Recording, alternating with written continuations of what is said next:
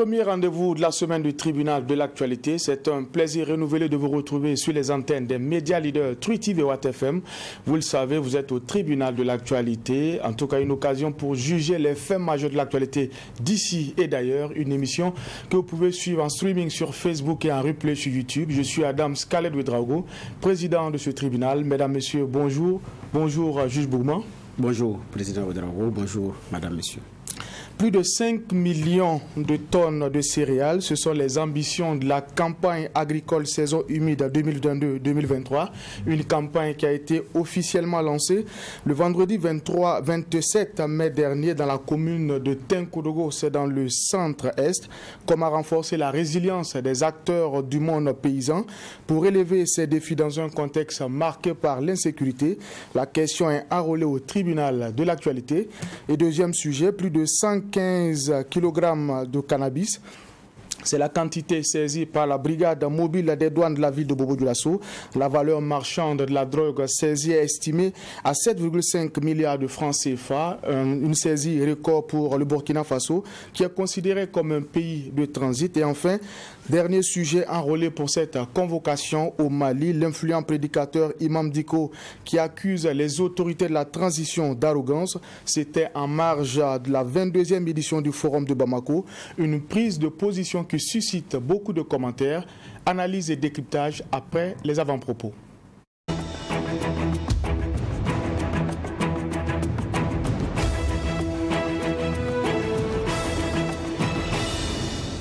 Et pour la partie avant-propos, nous allons donner la parole au juge Bougman. Qu'est-ce qui retient votre attention pour cette première convocation de la semaine du tribunal de l'actualité?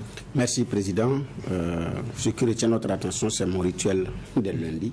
C'est juste pour souhaiter une très bonne semaine aux uns et aux autres, souhaiter beaucoup de courage aux uns et aux autres, et surtout souhaiter beaucoup de courage. C'est vrai que c'est un sujet enrôlé au monde paysan qui est rentré dans une autre phase donc, de leur vie, parce qu'à un moment donné, il y a la période morte. Donc, c'est en train de finir parce que, excusez-moi, les semis ont commencé. Il y en a qui ont commencé à semer, d'autres sont en train de se préparer. Et donc, déjà, la saison des pluies a commencé avec les travaux champêtres. Et donc, beaucoup de courage à tous ceux qui interviennent dans la chaîne de la paysannerie et ceux également qui sont dans l'encadrement, parce qu'il y en a qui sont un peu, mais il y a aussi ceux qui sont dans l'encadrement de ce monde paysan-là.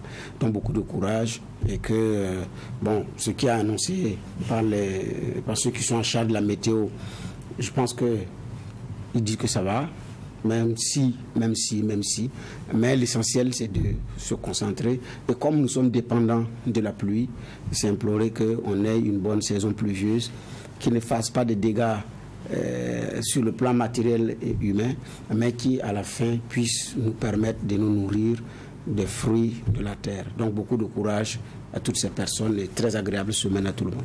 Merci, juge Bougman. Nous allons également dire merci à l'équipe de réalisation de cette émission, le tribunal de l'actualité, qui nous permet d'être ensemble en direct et en simultané sur les antennes des médias leaders True TV et Watt FM. Je le disais en début d'émission, les ambitions de la campagne agricole saison humide 2022-2023, en tout cas, est désormais connue. On parle d'ambition, on parle de plus de 5 millions de tonnes de céréales. En tout cas, c'est ce qui est attendu. Juge Bougman, il faut dire que la campagne a été lancée dans la commune de Tinkodogo, c'est dans le centre-est.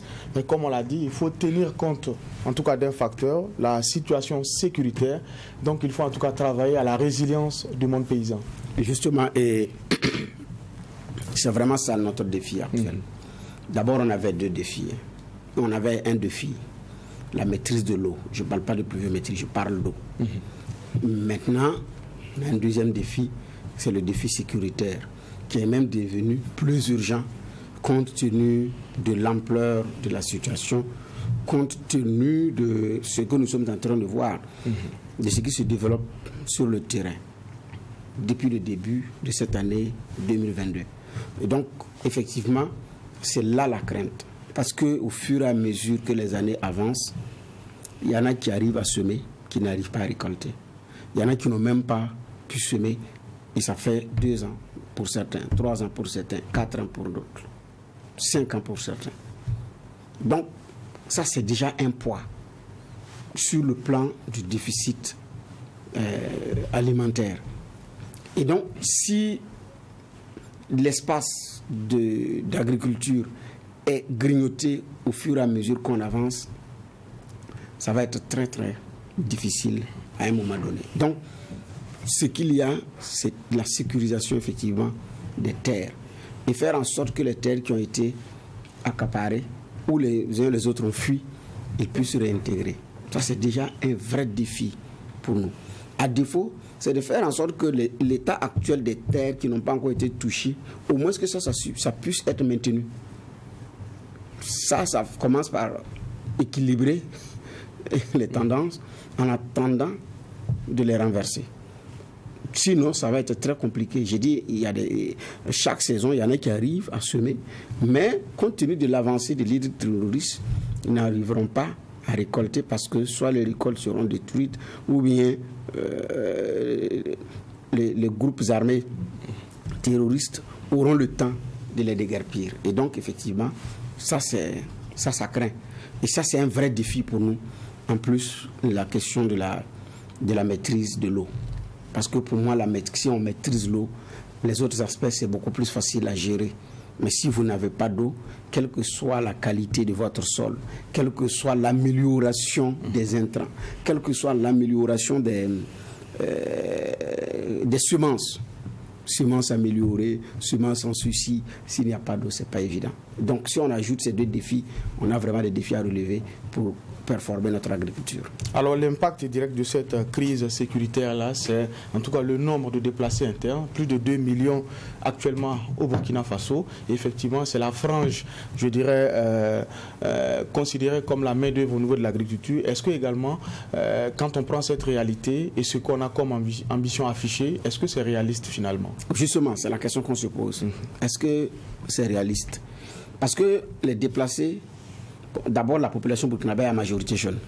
Ce qui fait qu'il y a un grand lot des mains valides qui n'est plus là.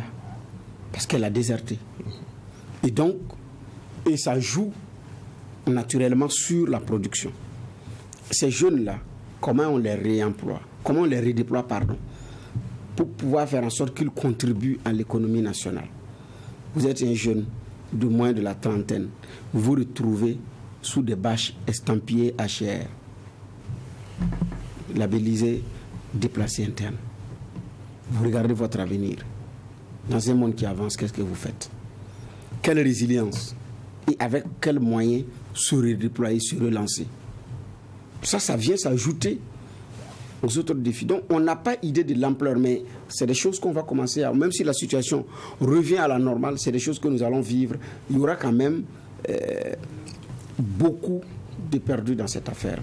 Donc ça, je suis d'accord avec vous que par rapport aux estimations, est-ce que c'est réaliste?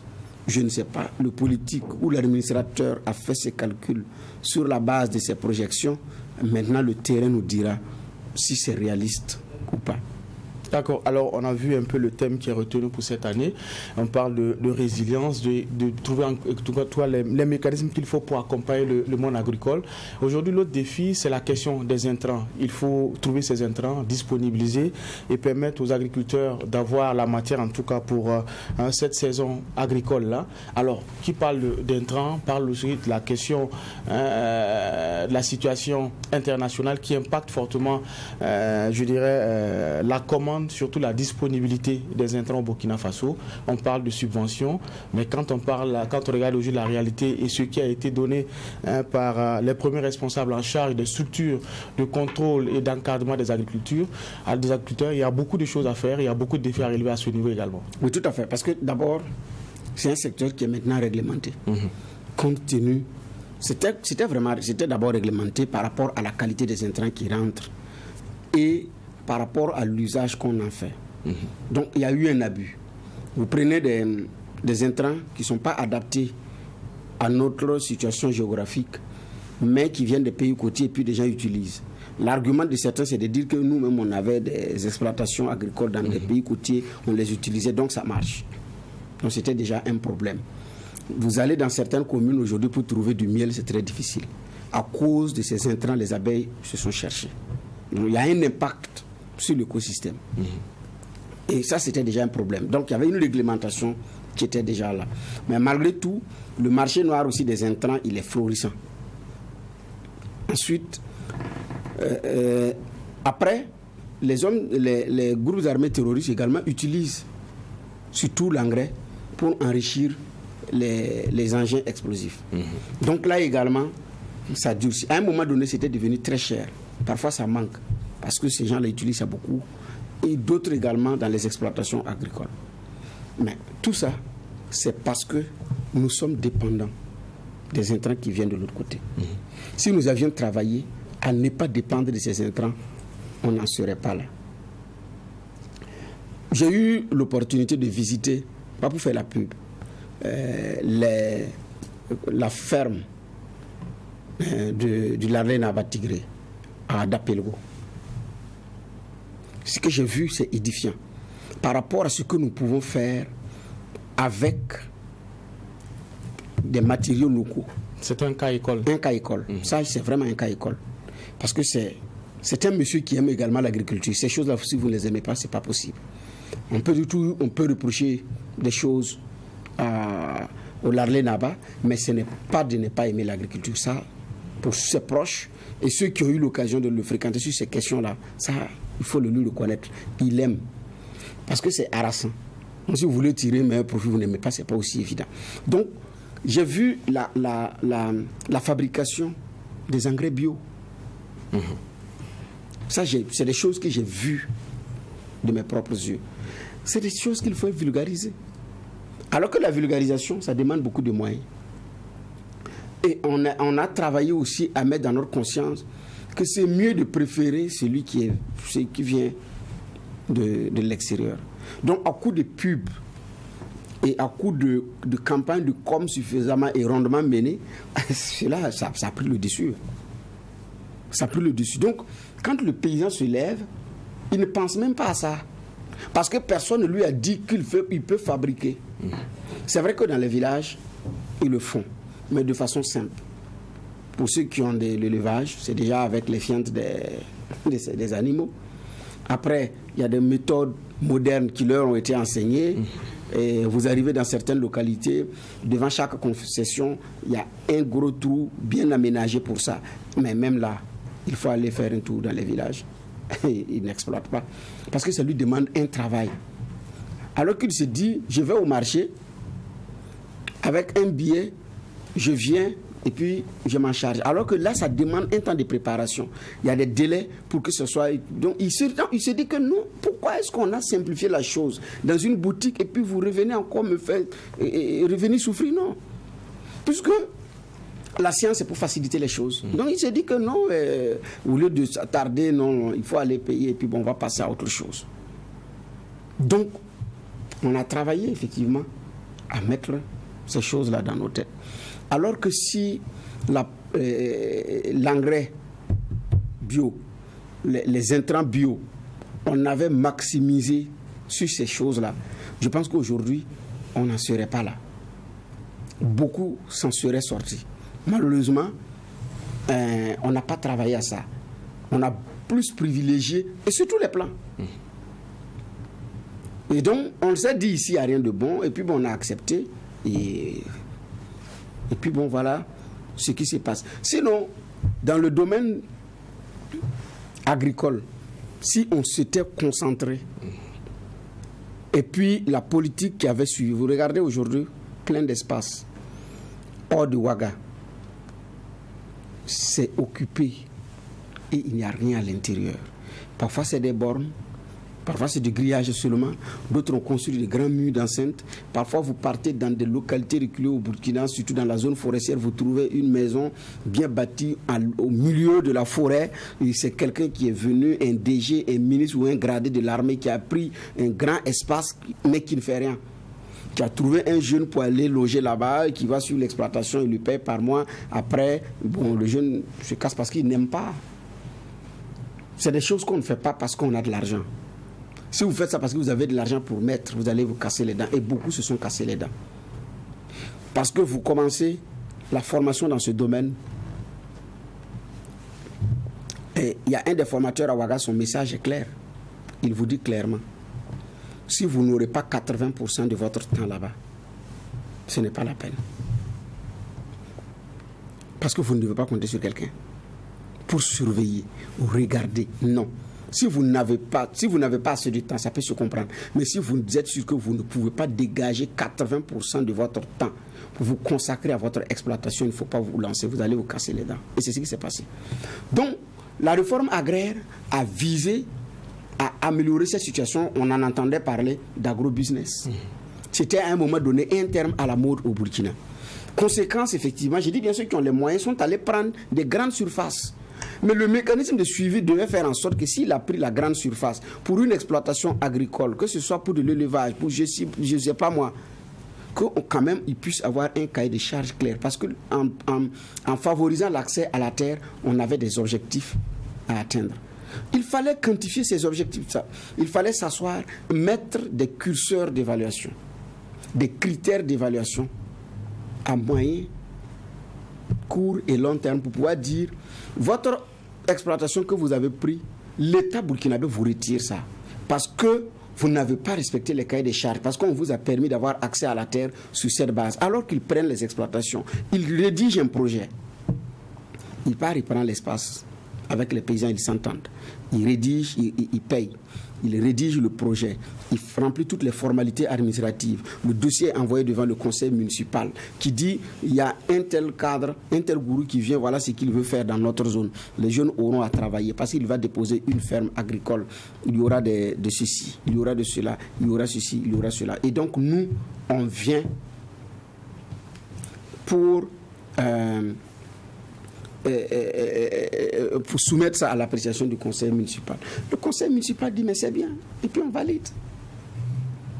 Sauf que monsieur ou madame prend l'exploitation, il vient construire la maison, et puis il disparaît. Il y a quelques jeunes qui vont venir commencer, mais ça ne va pas se terminer. Et puis il disparaît dans la nature. 1 an, 2 ans, 3 ans, 4 ans, 5 ans, vous avez des propriétés qui sont là, avec un titre foncier, mais il n'y a rien à l'intérieur. Il n'y a que des arbres, de la broussaille et des animaux. Des serpents et des scorpions qui l'occupent. Et c'est plein, j'en connais plein. Regardez, pas plus loin à Koubri, il y en a plein. Certains sont venus installer président avec des adductions d'eau. Le château est dressé avec des plaques solaires. Tout est là pour produire, mais il ne produit pas. Parce qu'il cherche quelqu'un qui va s'en charger. Lui, il ne peut pas. Il ne trouve personne, il est là. Il ne loue aussi à personne pour exploiter. Conséquence, vous avez de l'eau qui ne sert à rien. Vous avez un sol qui est riche qui ne sert à rien. Et vous avez... Mais c'est grave. Et où on a un État qui est là, qui est impuissant et qui ne dit rien par rapport à ça. Non, c'est pas normal. Il a dit qu'il prend pour faire ça. Il a même monté le projet. C'est bien fait. Vous avez regardé. Les services de l'agriculture ont validé. Les services d'élevage ont validé. Le conseil municipal a validé. Mais pourquoi il ne vient pas exploiter? Et l'État n'a plus la capacité de lui retirer ça. Et puis, on regarde. Conséquence. Mais si... Donc, on a effectivement plein d'hectares comme ça. Et beaucoup, ce n'est pas exploité. Il y en a qui revendent. Après 2014, ceux qui sont tombés, beaucoup ont revendu. Puisqu'à un moment donné, d'abord, il n'exploite pas. Et à un moment donné, il a besoin d'argent. Il a vendu. Et jusqu'à présent, il y en a qui continuent de vendre. Et comme c'est la mode, chaque gourou se débrouille pour avoir une ferme. Et le week-end, il part là-bas. Mais en réalité, c'est pas... Mais il y en a qui ont commencé à exploiter. Je connais également des cadres qui ont commencé à exploiter où le week-end, ils partent regarder. Mais si cette politique avait continué, aujourd'hui, on ne serait pas dans une insécurité alimentaire. D'accord. Ça c'est par rapport à ce qui a été donné comme hectare et comment on appelle ça, et exploitation qui ont été installées là-bas, on n'en serait pas là. Et le cas école, c'est l'une des fermes que j'ai visitées, l'un des cas école, c'est celui de Larlé Naba à Dapelogo, de Monsieur Nanema à Koubri et du Naba Sigri de Saponé. Ce que j'ai dit, c'est des choses que j'ai vues parce que je m'intéresse à ce domaine-là. Mais si ces gens-là avaient été bien écoutés et avaient eu suffisamment de moyens, ils allaient faire mieux. Certains sont même dans la fabrication des intrants. Il y a d'autres comment on appelle ça, qui sont même dans la vulgarisation d'une technologie dans le domaine agricole. Mais D'accord, vous l'avez dit, l'agrobusiness avait été présenté comme une chance pour l'agriculture burkinabé. Mais au résultat, en tout cas, il faut dire que ce qui est attendu, le résultat est mitigé. Il y a des cas de réussite, mais il y a aussi beaucoup de cas d'échecs qu'il faut souligner. Finalement, qu'est-ce qu'il faut faire? Changer de fusil d'épaule, oui, mais quelle stratégie? Non, ce qu'il faut faire, il y a beaucoup de jeunes qui sont déjà dans ce domaine-là, qui sont en train d'émerger. Il faut les accompagner. 2, ceux qui ont pris les exploitations 5, 6, 7 ans, ils ne font rien. Il faut revoir ces choses-là. Il y en a qui possèdent même le titre foncier. Ça devient encore plus compliqué. D'autres ne sont pas encore à cette étape. Il faut de la rigueur. Regardez, les terres sont bradées. Donc, quelqu'un vient, il prend 10 hectares. C'est des champs de paysans. Il ne fait rien. Les paysans n'ont pas leur terre. Monsieur n'exploite pas. Alors que dans son plan, quand vous regardez le plan qu'il a élaboré, c'est très bien. Donc, s'il lance son exploitation, les jeunes auront du boulot, et puis. Mais il ne fait pas. Alors qu'on aurait dû régler ça. Donc, il faut d'abord régler ces choses-là. Établir ces cahiers de charges, faire le point de ceux qui ont ce terrain et qui n'exploitent pas pour que. Ça, c'est un. Deuxième, je pense également qu'il faut que nous travaillions à la maîtrise de l'eau. On n'a pas un problème de... On n'a pas besoin de pluie, on a besoin d'eau. C'est deux choses différentes. On a besoin d'eau, pas forcément de pluie, pour produire. La preuve, les fermes dont je parle, en saison sèche, il y a de l'eau. Il ne pleut pas en saison sèche. Il y a une des fermes que j'ai visitées à Koubri. La grande partie n'est pas exploitée. Il n'y a que quelques pieds de comment on appelle ça, d'aubergines, et puis bon voilà. Parce qu'il y a de l'eau sur place, mais il n'y a personne. Et quelques poulets. Et personne. Par exemple, cette exploitation-là, que ce soit en saison sèche ou pas, elle peut produire. Puisque avec tout le système d'eau qui a été installé, il y a de l'eau sur place, il y a tout. Donc 24 heures sur 24, vous avez de l'eau, vous avez de l'éclairage. Quel que soit le type d'exploitation que vous voulez faire sur ce sol-là, vous pouvez. Vous êtes tout le problème. Donc on a besoin d'eau, pas forcément de pluie. Il y a combien de pays au Burkina qui n'ont même pas notre pluviométrie, mais qui font des merveilles, qui nous envoient des fruits succulents, qui nous envoient de l'alimentation que nous payons avec ces pays-là. Il y a des zones d'Israël, ils n'ont pas notre pluviométrie. Certains pays du Maghreb n'ont pas notre pluviométrie. Mais qu'est-ce qu'il y a? Il faut aller trouver l'eau où elle se trouve. Et la Libye était un exemple patent. Ce n'est pas l'eau de pluviométrie. Ils sont allés le chercher dans le sol. Donc ici, c'est d'aller chercher l'eau où elle se trouve. Et donc on a un sol qui est... un sous-sol qui est plein d'eau. Les autres pays ont réussi. Nous aussi, nous pouvons faire pareil. Et on a des gens qualifiés pour le faire. Pendant que je parle, je pense à M. Samné, ancien ministre de l'eau du Burkina. C'est l'un des meilleurs en Afrique. Il est au Burkina. C'est l'un des meilleurs en Afrique. Qui a conduit Sourou, qui a conduit Bagré. Au Burkina, on a le cours d'eau au monde selon ce que Samné Kwanda, selon ce que M. Kwanda a dit, où c'est le seul cours d'eau qui coule dans les deux sens. À une saison de l'année, l'eau coule dans ce sens, à une autre saison, ça coule dans l'autre sens. Il dit que c'est le seul au monde. Je crois que c'est au Sourou. Et ça a été son œuvre. Les consultations qu'il gagne pour accompagner d'autres pays de l'espace UMO et autres, il y en a beaucoup. Qu'est-ce qu'on en fait de ces messieurs-là? Et j'ai dit, ils sont très nombreux. Ils sont connus. Ils sont assis. Certains sont allés regarder Israël, ils sont revenus, ils sont assis dans les bureaux, ils attendent l'argent pour lancer des projets. Certains sont allés regarder au Rwanda, ils sont revenus, ils sont assis, ils attendent de l'argent pour lancer le projet. Mais comment est-ce que vous pouvez former des gens en agriculture, les qualifier? D'abord au Burkina. Vous les faites voyager pour aller regarder des modèles types. Ils reviennent et c'est dans un bureau, vous les mettez. Et maintenant, vous demandez, vous écrivez des projets pour chercher de l'argent avec un PTF pour qu'il commence. Ce monsieur-là, il faut le mettre à l'œuvre. Il est fonctionnaire de l'État, accompagnez-le avec des moyens. Pour vous préparer un plan pour qu'il quitte le bureau pour aller devenir lui-même exploitant agricole. Il va créer de la richesse, il va créer des emplois. Je pense également qu'il faut changer de regard. Comment on exploite autrement le fonctionnaire pour qu'il soit créateur de richesses s'il veut. C'est-à-dire on fait un plan de départ dans ce domaine-là. S'il y en a qui sont intéressés, beaucoup de pays ont fait ça. Un plan d'accompagnement. Actuellement, au niveau du ministère de l'élevage, il y en a. J'ai appris qu'il y a des mesures qui encouragent ceux vraiment qui veulent virer dans ce domaine-là. C'est déjà bien. Sinon, si nous allons compter sur l'eau de pluie, ça va être très difficile. On a mis des moyens dans l'opération Sahara. Les Marocains étaient venus nous aider. La suite, on la connaît. Opération Sahara a pris fin. On a eu quelle autre alternative? Rien. Donc, on allait regarder pour les autres pays. On est venu nous asseoir. Qu'est-ce qu'on fait? Donc, je pense que franchement, c'est beaucoup plus une question de volonté, quoi. Donc, on est dépendant de la pluie et on veut une agriculture qui relève des défis. Ce n'est pas possible. Il faut maîtriser la question d'eau. Et puis, c'est fini. Donc, mécanisation ou pas, semences améliorées ou pas, ceci ou pas, président, tant qu'il n'y a pas de l'eau, tant qu'il n'y a pas d'eau, ça ne marchera pas. S'il y a de l'eau, toutes les exploitations, vous pouvez les faire. Dans une des fermes que j'ai visitées, il y a une plante fourragère qui pousse dans la région des cascades. Les animaux aiment ça, mais ça pousse dans la région des cascades. A priori, on pourrait dire que ce n'est pas adapté à nos sols. Erreur. Il faut aller dans la ferme, adapter le haut du larlet, vous allez voir. La plante fourragère est là-bas. C'est adapté et ça marche. Donc, sincèrement, je pense que c'est beaucoup plus nous-mêmes. Donc, on n'a pas travaillé à maîtriser l'eau.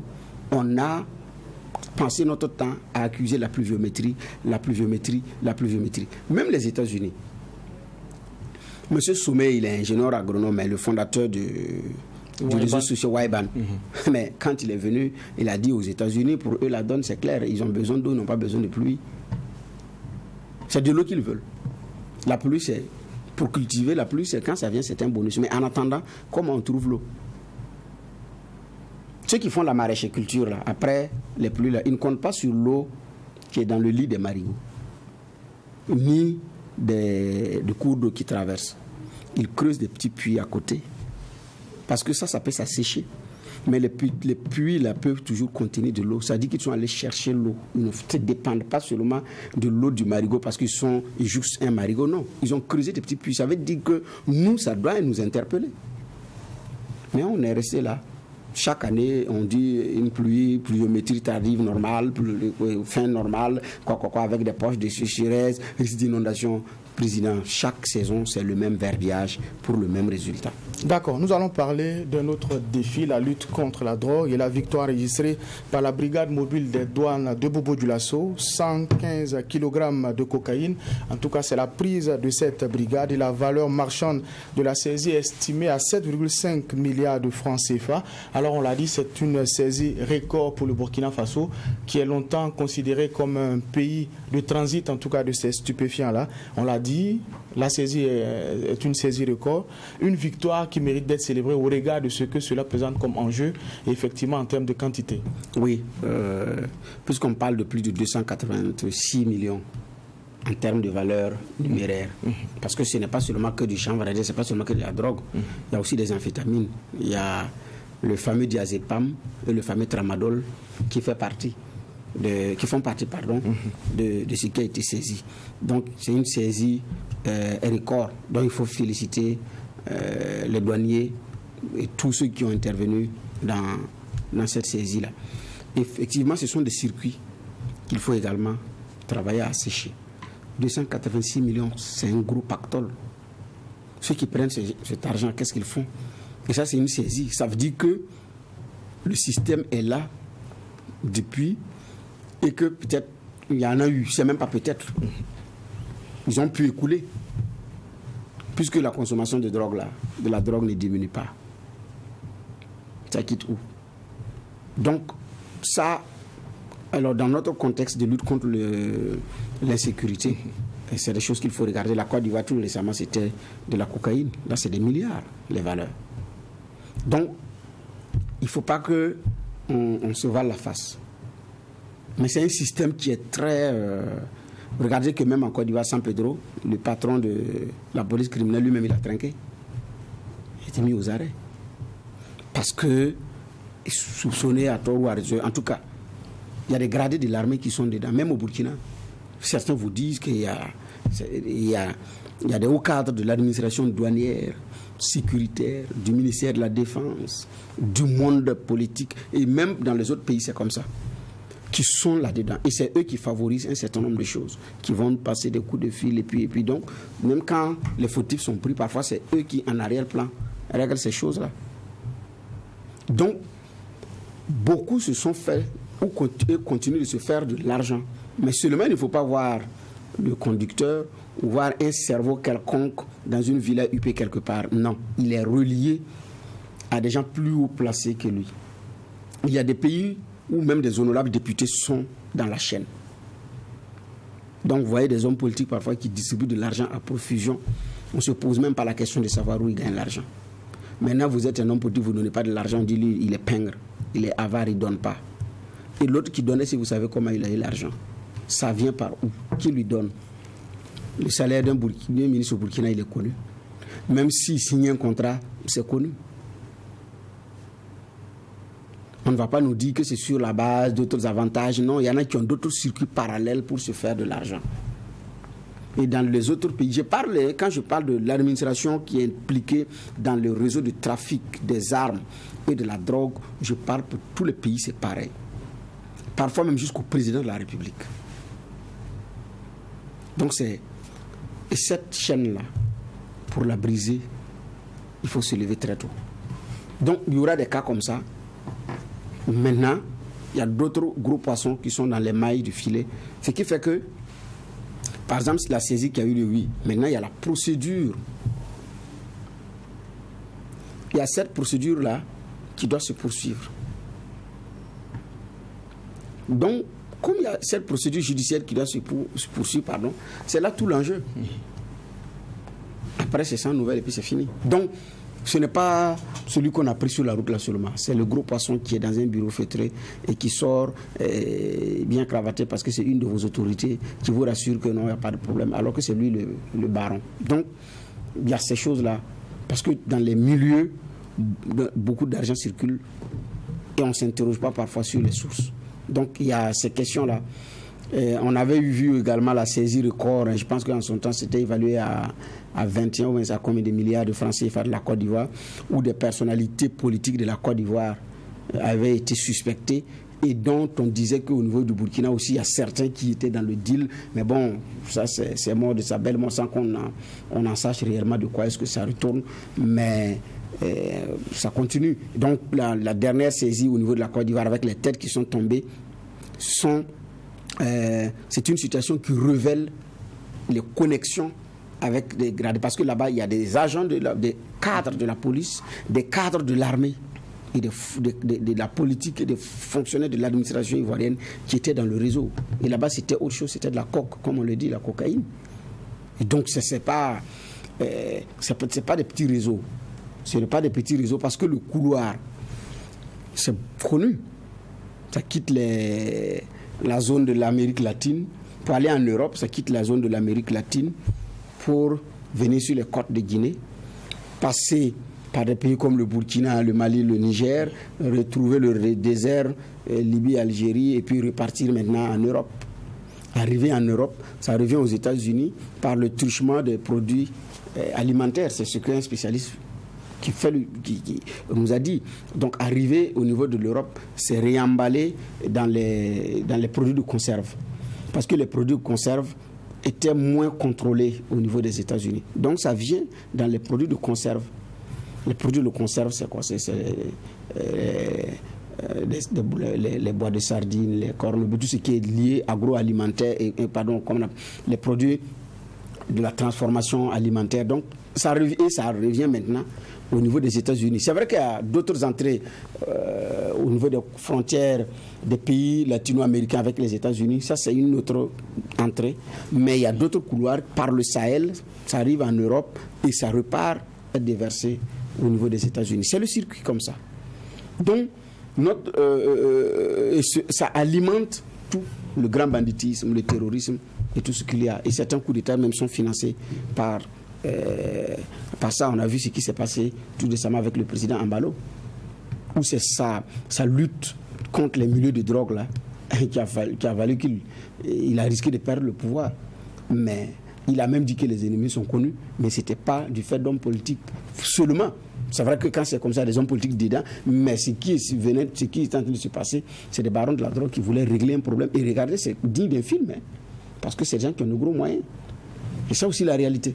Alors pour les spécialistes, terrorisme, grand banditisme rime aussi avec trafic de drogue. Et quand on regarde le cas du Burkina et la situation actuelle, quand on parle de la situation sécuritaire, est-ce qu'il n'y a pas lieu de reconsidérer aujourd'hui la position du Burkina Faso pour mieux affiner la lutte? On parle de pays de transit, mais avec la crise sécuritaire, est-ce qu'il n'y a pas lieu justement, comme je l'ai dit, de changer de regard par rapport à cette situation, par rapport à ce trafic? Changer de regard, c'est-à-dire que le trafic ne continue pas? Enfin, que le pays ne soit plus un pays de transit, mais peut-être un pays consommateur avec la situation sécuritaire. On a toujours été un pays de transit depuis longtemps, sauf ceux qui ne veulent pas regarder. Non, de transit, est-ce qu'on n'est pas passé à un pays consommateur au regard de la situation? Les deux. Non, il y a des consommateurs de la drogue au Burkina depuis, président. Mais c'est les deux. Transit et consommation. Certains vendeurs ne consomment même pas. Il y en a qui ne consomment pas. Il y a combien qui vendent des produits du tabac et de l'alcool, mais qui ne boivent pas. Il ne prend pas un verre d'alcool, mais il fait du business là-dessus. Il vend du tabac, il ne fume aucune cigarette, mais il vend de la cigarette. Donc, il y a deux choses différentes. Il y a les consommateurs et il y a ceux qui font du business là-dessus. Donc, mais il y en a qui, comment on appelle ça, qui sont dans ces deux-là. Maintenant, il y en a qui consomment et qui vendent. Bon. Mais le Burkina a toujours été un pays de transit. Notre stabilité relative, là, pour beaucoup, c'était ça. On a accepté d'être ce couloir-là. Mais même jusqu'à présent, c'est pas parce qu'il y a des groupes armés qui occupent certaines localités que ça ne continue pas. Avec la complicité, c'est pas que il n'y en a pas. Non, ce n'est pas qu'on n'est que consommateur. Non. On est, je pense, toujours pays de transit. Parce que les groupes armés terroristes ne perdent pas seuls. Ça, il ne faut pas qu'on se voit la face.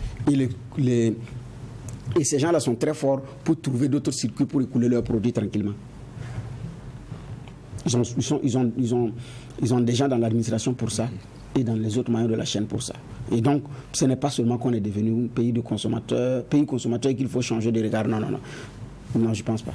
D'accord. Alors nous allons en tout cas enrôler le dernier sujet qui a été retenu pour cette convocation. Et cette fois-ci, on s'intéresse à l'actualité malienne. On l'a dit en début d'émission, l'influent prédicateur Imam Dicko accuse les autorités maliennes d'arrogance. Cette sortie en tout cas a été faite en marge de la 22e édition du Forum de Bamako. C'est une prise de position qui surprend beaucoup quand on regarde un peu la proximité de ce prédicateur avec ceux qui sont aux affaires et le silence qui avait été longtemps observé depuis la prise de pouvoir par justement Assimi Goïta. Oui, mais bon, c'est ceux qui sont étonnés qui eux m'étonnent parce que dans les méandres de la politique, il n'y a jamais rien d'acquis. Les réalités de la seconde avant changent après les réalités de la seconde après. Ce n'est pas minute et seconde. D'une seconde à une autre, tout peut changer. Et les alliances se font et se défont au gré des opportunités, des circonstances. Donc, c'est partout. Il était vraiment... Choguel Maïga, ils étaient ensemble. C'était pratiquement son allié, son vrai bras droit. Donc quand Choguel, qui n'avait pas été tendre vis-à-vis de Goïta, avait été proposé comme Premier ministre, certains avaient vu la main de l'imam. Donc l'imam s'est retiré depuis sa mosquée. Et puis il assis, il regarde, tout en égrenant son chapelet et en attendant. Donc, maintenant, ceux qui sont surpris, qui sont étonnés, non. Parce que, je dis bien, tout est possible. Et au Mali, les Goïtas sont payés pour savoir que ça ne va pas être du rose. Ils savent. Les autorités de Bamako savent. Pour avoir défié la France, la grande France, pour avoir intenté un procès contre celui que la France ou les milieux appelaient le ministre de l'Afrique, Jean-Yves Le Drian, et son fils Thomas, pour avoir osé dire non à dénoncer les accords de défense avec Paris, et pour avoir Il ne faut pas se leurrer que ça allait être un fleuve tranquille. L'autre aspect qu'on ne voit pas, c'est la capacité de Bamako à pouvoir résister aux sanctions injustes et illégales que la CEDEAO leur avait infligées. Et les autorités, elles auront tout fait. D'abord, la plainte en justice qu'elles ont gagnée. 2, elles ont tenu jusque-là. 3, il y a 2 pays qui payent cher par rapport à cette situation. Les pays, comment on appelle ça, qui ont des ports portuaires, la Côte d'Ivoire et le Sénégal. Surtout le Sénégal. 4 maintenant. Même, regardez le taux d'inflation. Nous sommes même mal logés par rapport au Mali. Nous, on est à 13. Le Mali est à 8. On est même mal logés par rapport au Mali. Vous regardez les armées les plus puissantes au monde. Le Mali se situe dans une tendance mieux que nous et beaucoup d'autres pays. Donc, c'est un Mali que les uns et les autres pensaient étouffer en 2 semaines. Et pour dire en 1 mois. Et tous les spécialistes, les économistes chevronnés se sont accordés pour dire ils ne pourront pas payer les salaires, ils ne pourront pas faire ci, ils ne pourront pas, vous allez voir, ils vont tomber comme un fruit pourri. C'est même pas mieux, pourri. La suite, on la connaît. Goïta et ses camarades ont tenu. Moi, j'ai peur pour le Mali. Le Mali est vaste. 1,2 et quelques mille kilomètres carrés. Nous, on a 274 000 carrés. En termes de défis, le Mali, je pense, compte tenu de la largeur de la superficie, a plus de défis que nous. Parce que c'est grand, c'est vaste. Il voulait piloter depuis Bamako. Et donc, je crains l'essoufflement et les conséquences qui pourront en découler. Deuxième niveau de crainte, c'est après le départ des forces russes. Parce que l'essoufflement, c'est à plusieurs niveaux. Les Maliens et même les Russes. Qu'est-ce qu'ils vont laisser pour que le Mali puisse s'appuyer pour dire ouais, on a pu faire quelque chose. En ce moment, l'exemple de l'Afghanistan doit servir. Les forces américaines sont parties, mais le problème, lui, il est réglé après 20 ans de guerre. Donc, c'est vrai, la puissance de feu, elle est dissuasive, elle permet de tenir l'ennemi en respect, mais pour combien de temps? Parce que en stratégie de guerre, parfois il faut ménager une porte de sortie à l'ennemi. Jusqu'à quand Bamako pourrait tenir dans ce bras de fer, dire bon, maintenant nous pouvons nous asseoir à une table et puis regarder ce qu'on peut concéder ou pas. Parce qu'ils auraient soit équilibré le rapport de force ou inversé le rapport de force. Mais l'histoire retiendra à un moment donné que des dignes fils du Mali, des dignes filles du Mali se sont assumés et ont pris leurs responsabilités pour dire nous voulons nous défendre, nous voulons nous affranchir. Et là, il faut leur reconnaître ce courage-là. On ne peut pas ne pas reconnaître cela. Ils vous ont cherché leur solution par tous les moyens, par eux-mêmes. Mais à l'intérieur, on ne pourra pas faire l'unanimité sur ces questions. Ça n'existe nulle part. Ce n'est pas possible. Les intérêts ne sont pas les mêmes. Ce que l'ennemi n'a pas gagné par la force des armes, il va tenter de l'avoir par la force du politique, de l'acteur politique. Et ceux qui vont détruire la bâtisse vont venir de l'intérieur. Donc, l'adage populaire est clair. Si le chien de dehors a eu l'os, c'est le chien de dedans qui l'a amené dehors. Donc, les scènes écritures également sont formelles. Toute nation divisée contre elle-même tombe en ruine. Pas divisée seulement, mais contre elle-même. Je ne sais pas si nous, on a déjà pris ces choses-là en compte. Donc, c'est un Mali qui force de l'admiration. Et certaines puissances n'ont même pas intérêt à ce que l'exemple malien puisse être dupulqué dans un autre pays, surtout de l'espace francophone ouest africain. Ils n'ont pas intérêt. Que ça se dupulque au Burkina ou dans un autre pays. Ça va créer des émules. Ça va créer un autre effet. Et ils vont passer par tous les moyens pour contenir cela. Donc là, il ne faut pas qu'on se voile la face. Alors, ce qu'ils cherchent aujourd'hui, c'est que le Mali dise nous voulons organiser les élections dans 6 mois pour qu'ils lèvent les sanctions. Parce que lors du dernier mois, ils ont même dit qu'ils demandent aux autorités de Bamako de prévoir un calendrier raisonnable pour que les sanctions puissent être allégées.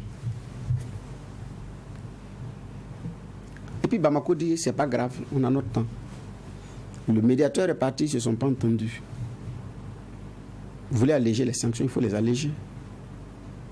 Et donc, la réalité aussi, c'est ça. Mais je dis bien, c'est un Mali qui a tenu et qui continue de tenir. Mais pendant combien de temps? Parce que, après le coup d'État qui a été déjoué, et la sortie de l'imam Dicko, rien ne dit qu'on n'aura pas d'autres nouvelles manifestations contre le régime en place qui vont commencer à se développer. D'accord. Alors, quand on parle d'imam Dicko, on sait ce qu'il a eu comme contribution dans la chute d'Ibeka, l'influence qu'il a à l'intérieur du Mali. Aujourd'hui, quelles peuvent être les conséquences de ces tirs à boulet rouge-là de imam Dicko sur la transition malienne? Bon, les conséquences, c'est beaucoup plus sur le plan politique. C'est une image des autorités de Bamako qui... Ça prend un coup quand même. Parce que quoi qu'il en soit, l'imam est une figure de proue de la lutte qui crédibilise, entre guillemets, à un moment donné, certaines luttes. Donc, c'est également une situation qui révèle qu'entre les autorités, qu'au Mali, il y en a, certains ne parlent pas aujourd'hui le même langage. Et ça n'a pas commencé aujourd'hui. Donc, mais il n'a pas dit que, il a même dit, et ça on en parle moins, que le Mali est pris en otage entre les autorités et la communauté internationale. Ça il a dit. C'est une prise d'otage. Donc c'est un pays qui est entre le marteau et l'enclume. Donc est pris en otage par les autorités, par les autorités et par la communauté internationale. Et ça c'est vrai. Donc des autorités qui ne veulent pas lâcher du lest pour aller aux élections, une communauté internationale qui met la pression, qui tente d'asphyxier un pays qui résiste. Donc, effectivement, ça c'est une prise d'otage, c'est une belle caricature. Maintenant, la suite, la conséquence aussi de cette sortie, j'ai dit bien l'image du Mali prend un coup. L'autre avantage, c'est clair que pour les autorités et pour tout le monde, l'imam Dicko n'est plus avec Goïta et ses camarades. Au moins ça c'est clair. Certains même militants demandent la démission du Premier ministre. Voilà, c'est identifié. Donc, comme c'est clairement identifié, maintenant son problème c'est avec son ancien bras droit Choguel, ou bien c'est avec Goïta seulement. Parce que seulement les relations peuvent se distendre entre lui et son ancien bras droit, et il a fait un problème, il en veut aux autres. Donc, c'est possible que ce soit seulement avec Choguel et puis ajouté aux autres. Mais je dis bien, c'est clair qu'au moins lui, il s'est identifié. Et quand votre adversaire, votre ennemi s'est identifié, c'est plus facile à gérer que quand il ne s'identifie pas. Donc, au moins, Goïta et ses hommes savent que entre eux et l'imam Dicko, ils ne filent plus, ils n'ont plus le même regard. Mais j'ai dit aujourd'hui, c'est des autorités maliennes qui doivent penser à voir comment est-ce que les élections s'organisent, à reprendre langue pour voir comment est-ce que... parce que le tout militaire a aussi prouvé ses limites. Mais ça ne veut pas dire que l'action militaire est à laisser tomber. Nous avons dit ici que nous allons dialoguer, c'est même pas négocier. Mais le Mali a tenté la négociation, ça n'a pas marché. Nous avons dit, nous n'allons pas négocier, nous allons dialoguer. Même là, ça piétine, mais on fait les deux. Au moment où on dialogue, on frappe. Donc, pour le Mali, cette sortie, ça ne va pas être simple. Peut-être les jours à venir, j'ai dit bien, connaissant l'imam Dicko et sa méthode, ce n'est pas exclu qu'il y ait de la provocation ou du harcèlement vis-à-vis des autorités de Bamako, parce que beaucoup d'ailleurs ont été interpellés et tout. Donc, il a même fait cas de violation des droits humains par rapport à ce qui se passe. Donc, je ne sais pas la suite, mais ça ne va pas être aussi simple pour les autorités de Bamako. Et ils savent, ça j'ai dit qu'ils savent ça. Alors, quand on voit les contradictions internes et déjà ce que vous avez révélé, le problème avec la communauté internationale, est-ce qu'on peut déjà conclure que la transition malienne est dans l'impasse? On dit dans l'impasse, c'est trop dire. Non, je ne pense pas que la transition soit beaucoup plus dans l'impasse. Même si j'ai dit je crains beaucoup pour le Mali, je crains beaucoup pour Goïta et ses hommes, je ne pense pas que le Mali soit dans l'impasse. En termes d'image, si on présente les deux pays qui sont harcelés par les groupes armés terroristes, le Mali et le Burkina, le Mali a bien une meilleure image que nous. Parce que chez nous, la situation s'est davantage dégradée, contrairement au Mali. Vous avez vu l'attaque qui avait eu lieu tout récemment au niveau du Mali. Malgré qu'ils sont venus avec des véhicules piégés, quand on regarde le bilan. Et le même week-end, nous, on a été tapés. Un week-end, on a été tapés. 2 détachements au Burkina, 2 camps au Mali. Mais quand on fait le bilan, le Mali s'en est mieux sorti. Donc, en termes d'image, oui. Maintenant, impasse, je ne dirais pas. Mais beaucoup de défis, effectivement, à relever. Donc, aujourd'hui, à quand les élections? Ou bien Goïta est tenté avec ses hommes de ne même pas pour le moment parler d'élections. Inverser la tendance. Maintenant, peut-être passer à la table de dialogue ou de négociation. Voir ce que chacun peut concéder ou pas. Et maintenant avant d'aller aux élections. Peut-être qu'il est dans cette tendance. Sinon, couper net, aller aux élections dans ces conditions, ce n'est pas évident que la sécurité pourra être rétablie à l'issue d'élections. Transition au Mali, récente sortie de Imam Dicko, saisie record de drogue à Bobo Dioulasso et les ambitions du Burkina Faso pour la campagne agricole saison humide 2022-2023. Voici les 3 sujets qui étaient enrôlés pour cette première convocation de la semaine du tribunal de l'actualité. Mesdames, Messieurs, c'est ici qu'on va mettre un point final à la présente convocation. Merci Juge Bouma pour les clés de lecture et en tout cas les éclairages apportés lors de cette émission. On se retrouve demain avec la même ambition, avec la même mission, poser un regard critique sur l'actualité, mais en attendant, restez fidèles au programme des médias leaders True TV et Watt FM.